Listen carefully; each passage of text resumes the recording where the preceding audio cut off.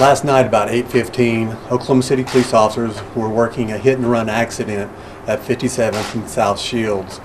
One of the vehicles that left this accident was observed by a witness to go to the address of 229 Southeast 57th. This witness later was able to make contact with the police officer. This is going to be Lieutenant Matthew Lindsay. Lieutenant Lindsay was advised of the information of where this vehicle was located.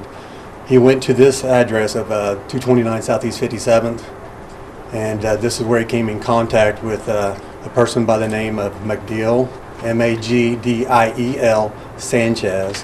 He's going to be a Hispanic male, 35 years of age.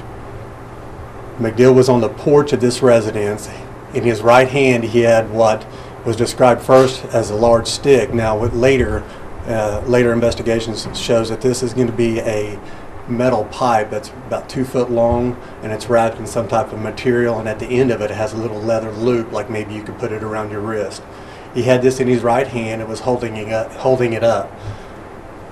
As he was on the porch, he came forward towards where the officer was at, Lieutenant Lindsay. Lieutenant Lindsay then asked our dispatcher to hold the air, meaning this was an emergency situation, to hold the air and ask for another unit. When the other unit arrived, verbal commands were being given to this individual to drop the weapon and get on the ground. Now this was supported by evidence from witnesses that we've interviewed that these commands were given. The witnesses also were yelling that this person, Mr. Sanchez, was deaf and could not hear. The officers didn't know this at the time.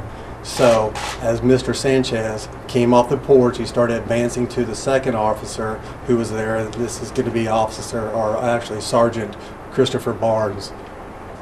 Sergeant Barnes had his weapon drawn, and Lieutenant Lindsay had a taser drawn. As he started going towards these officers with a pipe in his hands, the officers discharged their weapons.